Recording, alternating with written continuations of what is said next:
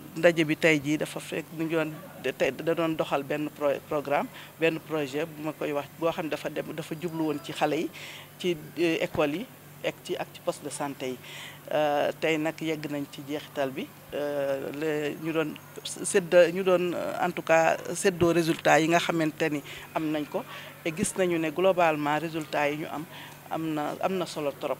am na solo trop ndax projet bi li mu doon liggéey yëpp daf ko jëmale woon ci xale yi fexe nan la xale yi suñu gisee seen mbaax nan la ñuy fexee ba ni ñu toppatoo seen bopp ba nu ñu am benn gàllankoor ci seen wàllu wér-gu-yaram gis ba ci biir entre autres aussi comme li ñu doon nisar yi ñu amoon ci projet bi mooy xale yi jéem a fexe comme adolescence dafa nekk tranche d'âge bu xaw a doy waar ñu jàppale leen xale yi ba nga xamante ni dinañ mën a xam seen bopp mais aussi doxal li nga xamante ni moo gën si ñoom pour ñu bañ a am benn gàllankoor ci seen wàllu dund ak dundin ci li ñuy wax santé de la reproduction ba tax na nag defar nañu ay infrastructures yu bare defe naa ni ay boo demee école yi ñu nekkoon yëpp am na ay bloc d'hygiène maanaam ay toilettes suturlukaay yoo xamante ni xale bu gisee mbaax bu yem muy ñibbi këram dina toog ci kër ga ci biir école bi jëfandikoo defaru ba mu baax nga xamante ni du mën a absenté loolu dafay contribuer ci performance am yi nga xamante ni moom la ñuy xaar ci moom mais également aussi ci connaissance yi maanaam ci xam-xam bi fexe nañu ci biir projet bi ñetti at yi ñu ànd yëpp ak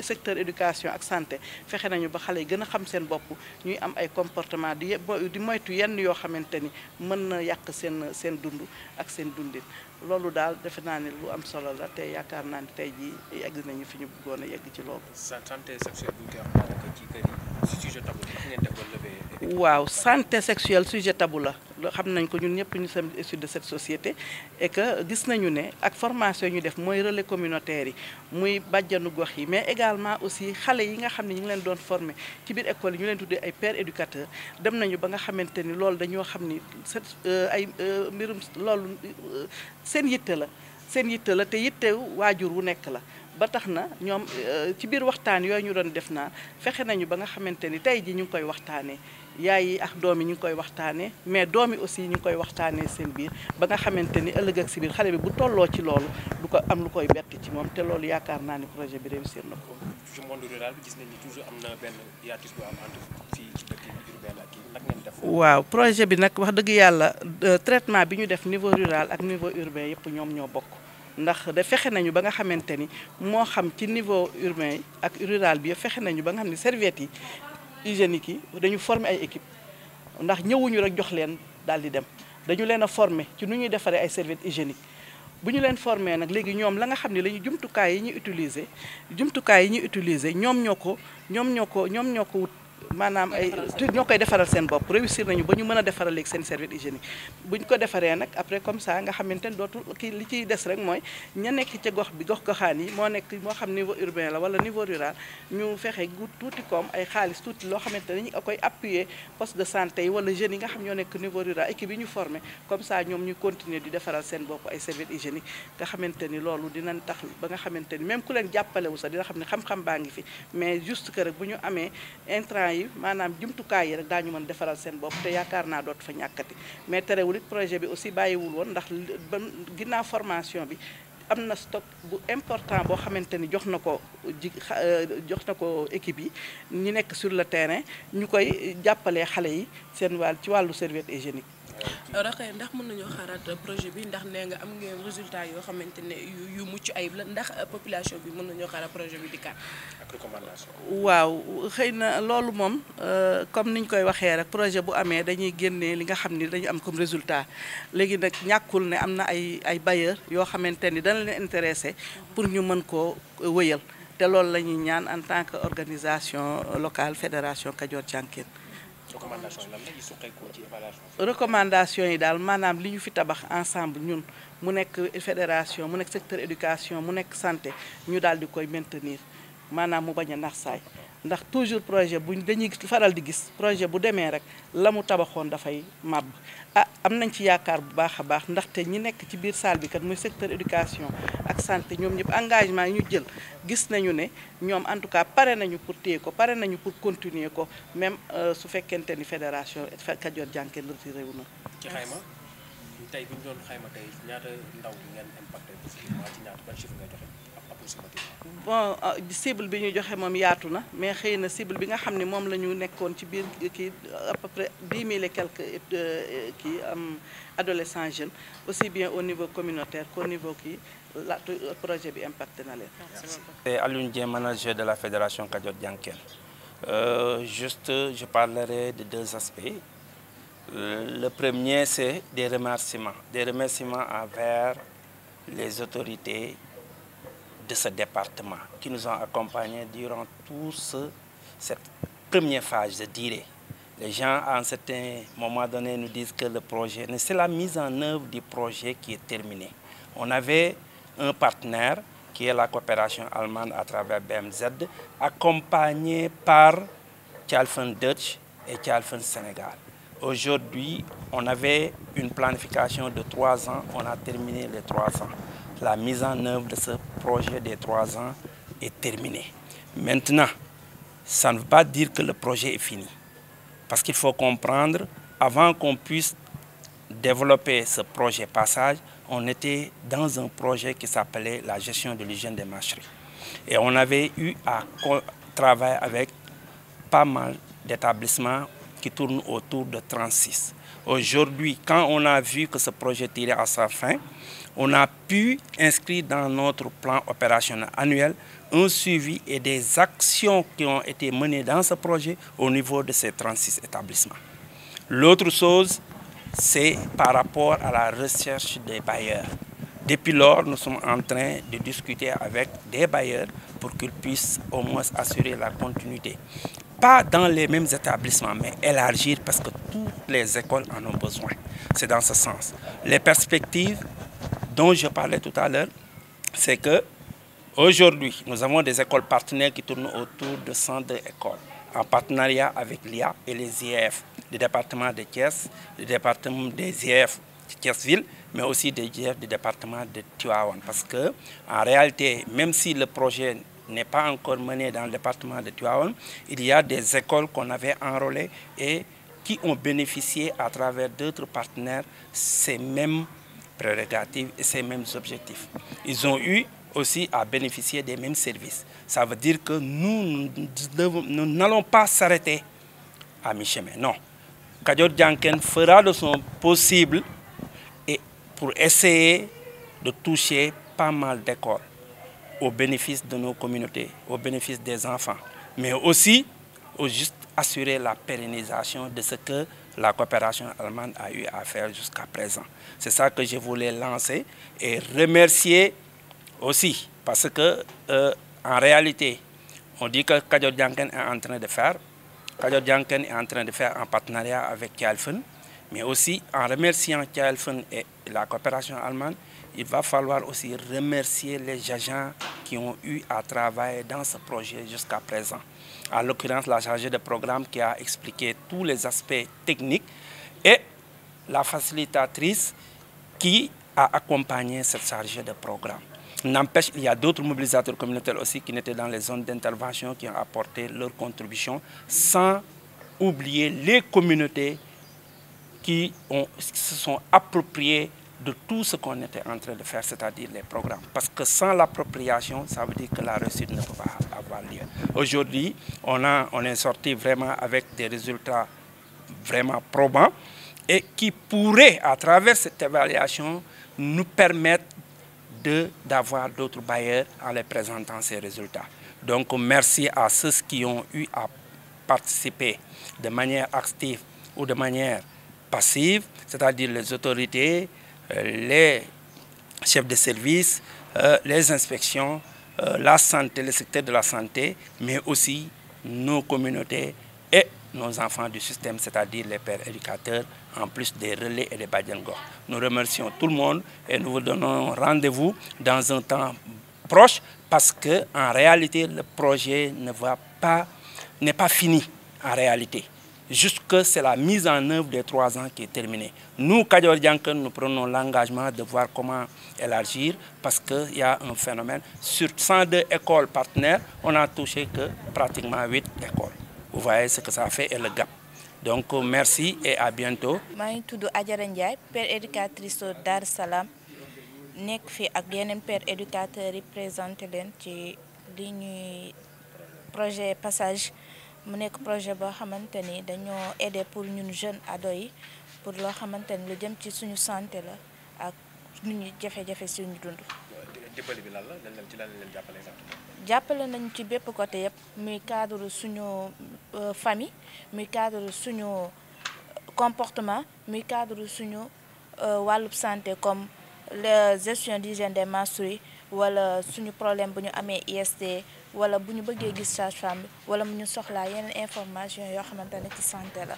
problème bi ñu njëkk am mooy amuñu woon fitu wax li ñu am problème bi ñu am wala li nga xam ne dal nañu loolu la njëkk am problème te projet boobu loolu la njëkk a dindi ci ñun ba ñu am fitu wax lan moo nekk ci ñun. beneen bi mooy dimbali nañu ba bu ñu gisee suñu règle dinañu mën a concentré wu école ndax dinañu am ay médicaments yoo xamante que dinañ ko jël pour calmer douleur bi te tamit dinañu am foofu ay serviettes hygiéniques yoo xamante que nañ ko mën a utiliser ak tamit bërëb boo xamante ne dinañ ko fi utiliser te mu ànd ak set. waaw ndax projet bi dañoo dimbali jàngal ñu nan la ñu mën a communiquer ak jeunes yi nan la ñu mën a communiquer ak parents yi nan la ñu mën a communiquer ak suñu waa gox ba tey jii kenn du ci am loo xamante ne di nga ci am naqar ba li nga bëgg ci gox bi mën a saafara maanaam ñi nga xam ni dañuy utiliser substance nocive yi dimbali nañ ñu wax ñu nan la ñu mën a communiquer ak ñoom ba mën leen a andi ci raison. te tamit ñu bañ leen a juger wala ñu andil leen ay wax yoo xamante ni dinañu téye seen bopp ba wala mu yokk li ñu nekkee woon. tey la boo leen laaj ndimbal encore ci ban point lay doon. ndimbal bi mooy que ni mu gën a yokk espace ado yi nekk Thiès ndax ñun waxatuñu suñu quartier donc ñun dañuy wax Thiès bi yëpp ndax gis nañ ni projet bi lim ñu andi nii bénéfice la ci ñun que ni suñu frères yi ak suñu sœurs yi ñoo ngi ci bénéficier wu di gën a xam nan la ñuy doxee ci seen dund. mu mel ni projet bi jeex na mu mel ni li ngay wax dafa dangaa bëgg a wax ne su ngeen sañoon projet bi ñëwaat. waaw 3 ans la woon. bu ñu sañoon mu ñëwaat def ko ci yeneen gox yi nga xam ne amuñu woon opportunité bénéficier wu ci mais ñun dinañu taxaw continuer ko ñun ñi nga xam ni jot nañ cee bénéficier wu ba suñu raqaat yi mën ci di bénéficier wu muy continuer ba suñu doom yi sax di ci bénéficier wu. district sanitaire de Thiès ci ñetti at yi gis na boppam bu baax ci projet bi parce que dugal na ci loxoom te it boole nañ ko ci depuis bi ñuy commencé defar ko bi ñu koy toppee ba tey jii bi ñu koy saytoo maanaam muy évaluation bi. naka santé sexuelle santé reproductive adolescent yi ndaw ñi naka lañ koy mën a jàngatee tey ban niveau la nekkoon il y a 3 ans wala 5 ans tey ban niveau la nekk. loolu dañuy sawar wax ci parce que damay commencé loolu sax laa waroon a commencé parce que suñu médecin chef de district docteur Amadou Mbaye Diouf moom mi ñu fi yebal tey dafa bëgg lépp loo xam ne lu touché la ci ado jeune parce que xam nañ ni cible ado jeune dafa nekkoon cible boo xam ne dañ koo xawoon a bàyyi ginnaaw tuuti kon nag ñoom ci bàyyi ginnaaw googu amuñu woon fenn foo xam ne waroon nañ fa mën a dem pour dafa jooytu li leen soxal parce que dañoo soxla déglu dañoo soxla accompagnement dañoo soxla topp tey jii ak projet Passage am nañu foo xam ne tey jii espace ado jeune bi mën na fa dem mën na fa gisee ak ay moroomam mën na fa waxtaan mën na fa jëlee tamit ay comportement maanaam ay yoo xam ne lu ko soxal la grâce au projet Passage. tey wéyal bi naka lañuy def ba wéyal liggéey ndax ñetti at yi romb na jeex na loolu léegi ëllëg lu muy doon.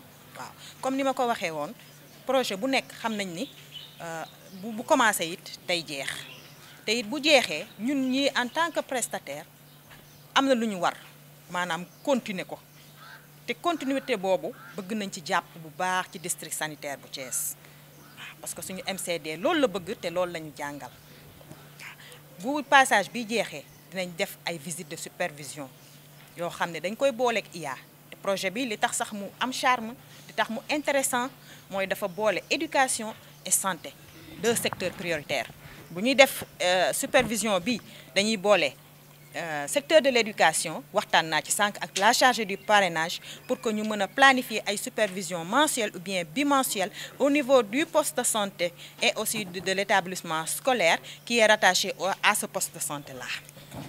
Voilà. Et vous rassurez aussi que à partir d'aujourd'hui, waaw bis ni ki tey bépp activité boo xam ne supervision la bu ñu war a def ci poste de santé bi dañ ciy boole supervision wu espace ado bi parce que dafa bokk ci système bi. Le projet Passage nous a beaucoup aidé. Nous a beaucoup aidé.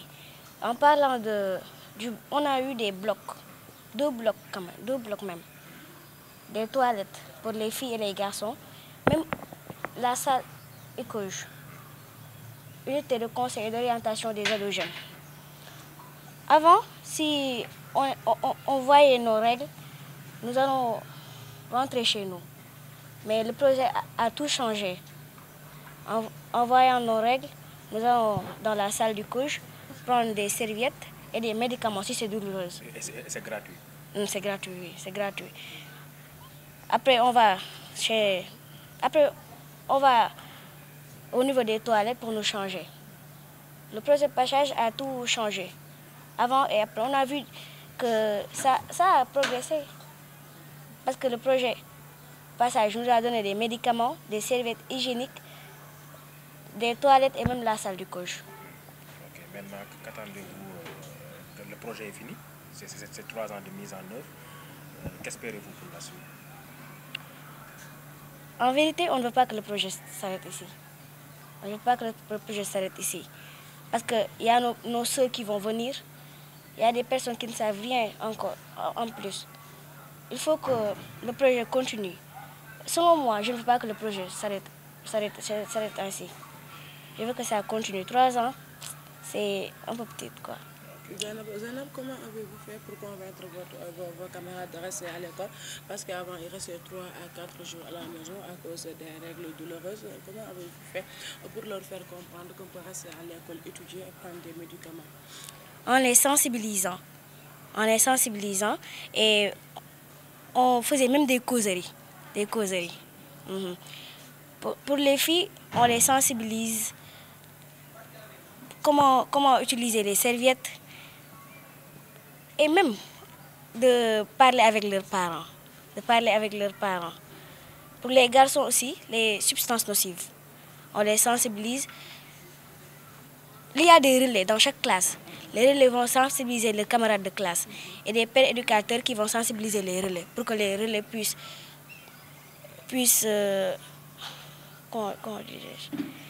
informer leurs camarades de classe. Les serviettes hygiéniques, il y a lavables et jetables aussi. C'est le projet Passage qui nous a offert ça gratuitement. C'est gratuit. Vous faites quelle classe et vous avez quel âge? J'ai 14 ans, je fais la classe de 5e.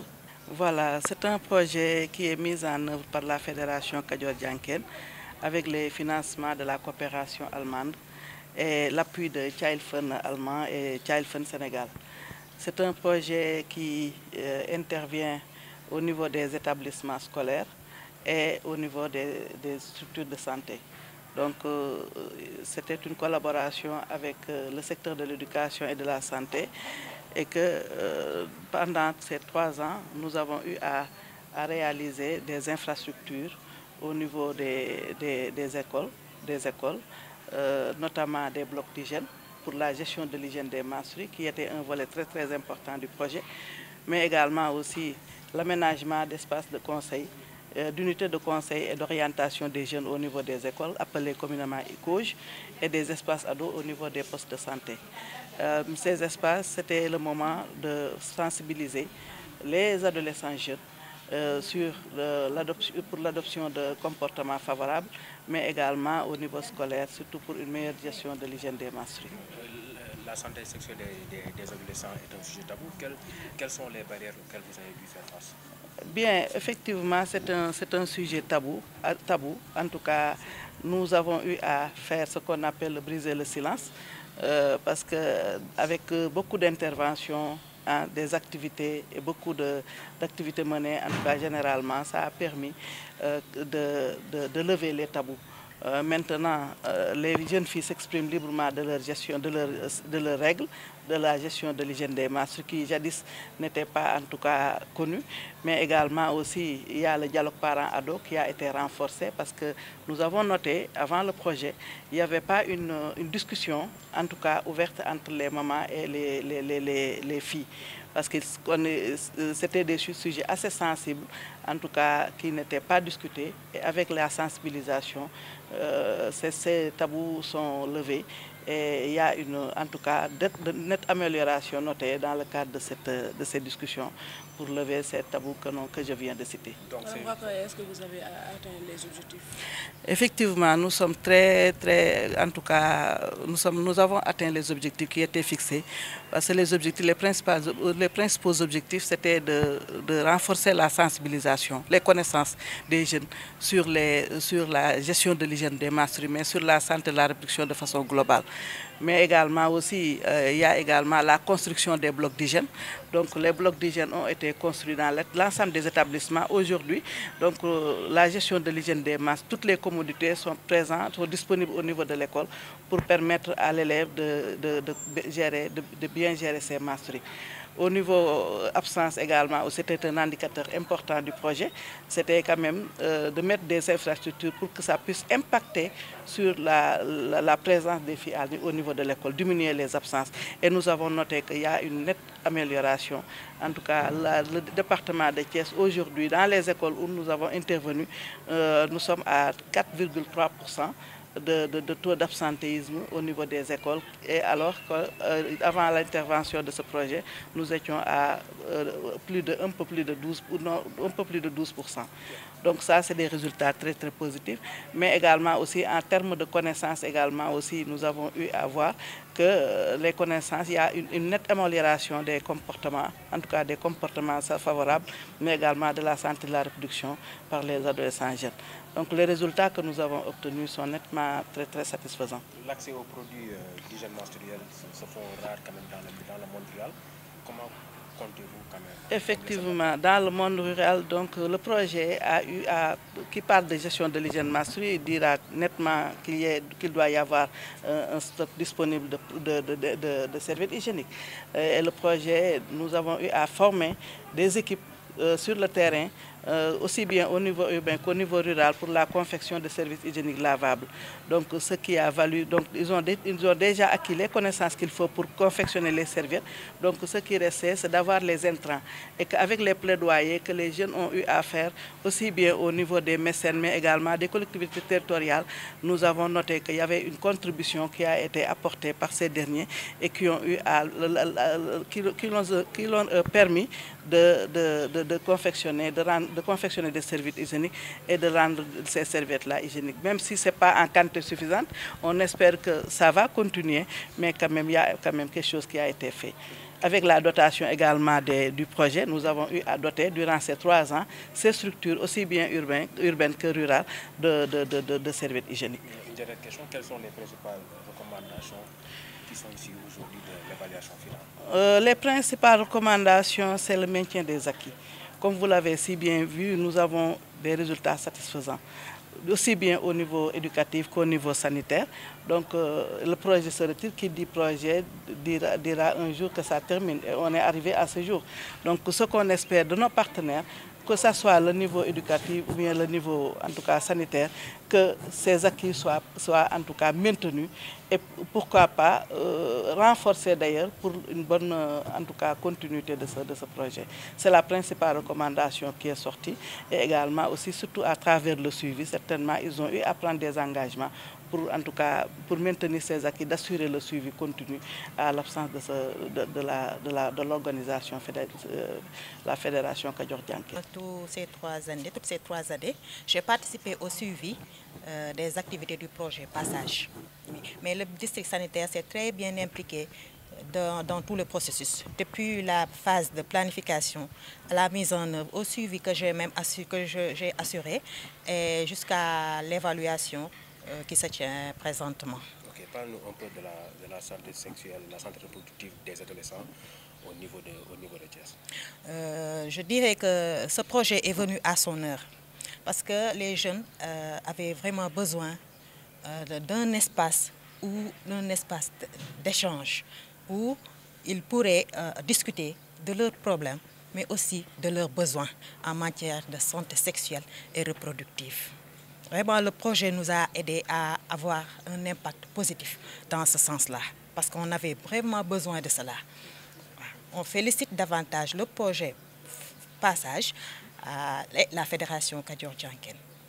Maintenant, parlons un peu de la pérennisation, parce que vous avez fait 3 ans quand même de mise en œuvre.